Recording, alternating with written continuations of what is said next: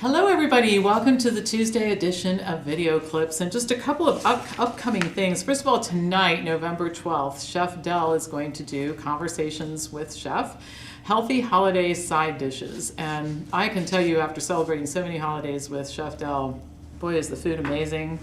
You can serve this stuff to carnivores and they will scarf it down and love it. So he'll take all your food and cooking related questions, but it is the season to start thinking about holiday family dinners and entertaining and all that sort of thing. So those of you, particularly if you're sort of new to this, might enjoy this workshop. Even if you've been doing this for a long time, let's face it, Del is always a lot of fun to listen to when he talks about food.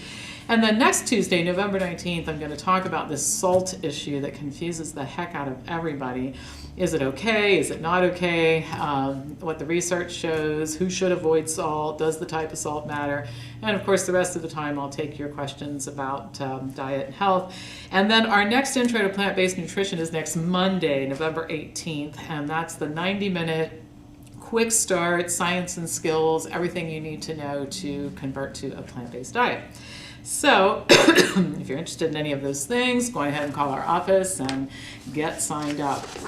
All right, I want to talk about something I think is really fascinating today. Everybody is familiar to certain responses we all have to certain foods we crave. Sometimes I think we all have foods that once we start eating them, we can't stop. I know cookies, chocolate, things like that call my name, and if they're around, it's hard for me to stop eating them. And we've all experienced withdrawal symptoms when we eliminate or sharply reduce these kinds of food in the diet, and it feels like an addiction response. And you know why? Because it actually is an addiction response. And it's really important to understand the power of these foods and how they act on the brain in order to understand some of the decisions you have to make and some of the environmental changes you need to make in order to support good and healthy eating choices. So where this information comes from is Dr. Pamela Peeke, who is a well-respected physician and author, spoke at the McDougall Advanced Study Weekend when I was there. And she talked about food addiction, provided an article to support what she said with references that she had written on this topic. And I'll share some highlights from it because I think, again, this is really important stuff for understanding why it can be so difficult to make the right changes. So the key to understanding this whole thing starts with dopamine. It's a neurotransmitter that gives us a feeling of reward or pleasure for making certain choices, like eating and sex, because food and sex are how the human species can survive and perpetuate itself. Now, where else do we get dopamine responses and feelings of pleasure? Well, from using drugs like cocaine and heroin. But interestingly enough, the responses to drugs and certain foods are quite the same. In fact, the dopamine receptors become stimulated even when we're just looking at food or thinking about eating. So very, very powerful. Next time you see an ad in the newspaper or a billboard or something of that nature with some really appealing food and you feel like you want to go get it, well, that's part of the reason why. Now, to review the research that Dr. Peeke shared with us at the conference, certain foods, like those that are high in calories, fat, and sugar, she calls them hyperpalatables, stimulate the dopamine receptors, leading to addiction, much in the same way that drugs do. Research conducted by Nora Volkow and her colleagues showed that obese people have fewer dopamine receptors than normal weight people, the result of which is that they have to eat more food in order to have the same feelings of pleasure that a normal weight person has from eating a certain amount of food.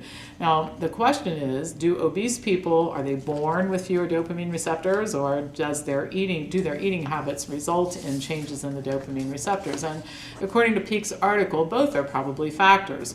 Research on lab rats, for example, shows that weight gain doesn't change the receptors, but rather the consumption of high-calorie, high-sugar, and high-fat foods that lead to weight gain do.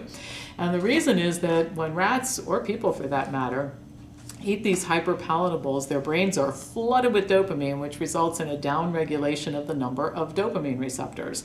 This means that people have to eat more, even more of these foods to feel good.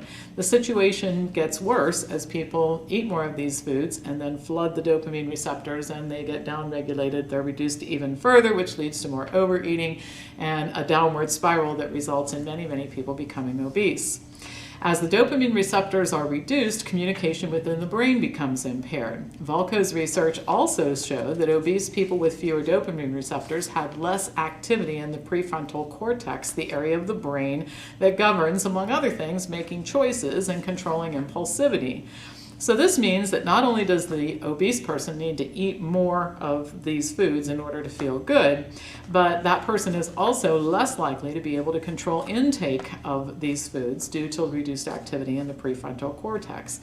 And so all of this is the reason why we tell people, if you're going to change your diet and you're going to get away from these foods, you've got to clean out your environment. They have just as much pull and draw as drugs do to drug addicts. And so you got to get them out of your house and out of your office and out of your life so they're not in front of you and you're not using willpower.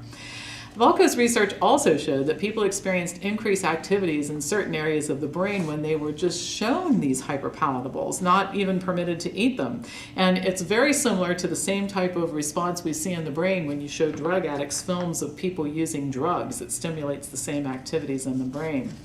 Rats function a lot like humans when they're exposed to unhealthy foods. When they're given access to cheesecake and bacon, their brains change in the same way as if they were given cocaine. As for withdrawal, animal studies show that sweet foods are more rewarding and more addictive than intravenous heroin and cocaine, and that lab rats allowed to eat as much as they want of these hyperpalatable foods will literally eat themselves to death. Additionally, they are willing to experience incredible amounts of pain, including electric shock, as they walk across an electrified plate in order to get to the junk food. Peake cited one study in which rats were given hyperpalatables for only 1 hour, and during that period of time they were able to eat 65% of their daily calories.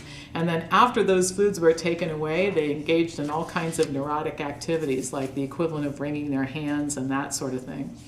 Peake also reported that rats develop a taste for sugar really quickly, increasing their intake by as much as 400% in only 1 week. When the sugar is withdrawn, they fight, they exhibit anger and irritability, and they're more susceptible to becoming addicted to amphetamines, alcohol, and cocaine. But I thought this was really interesting. Given the choice between sugar and drugs, they pick sugar. That's why I have to throw out the Halloween candy like 2 seconds after the last kid leaves the front door, because I know I won't dig food out of the trash, but I know if that candy is sitting someplace accessible in the house, I will go eat it. So the take-home point is that it is normal for people to be drawn to these foods and to want more when they start eating them. And it's why you can't stand in the kitchen and say, gosh, I can have apples and pears, or I can have chocolate and cookies or potato chips. Which do I want? Willpower will not help you to overcome a pull like the one that I just described to you, the allure of these types of foods. You have to clean out your environment.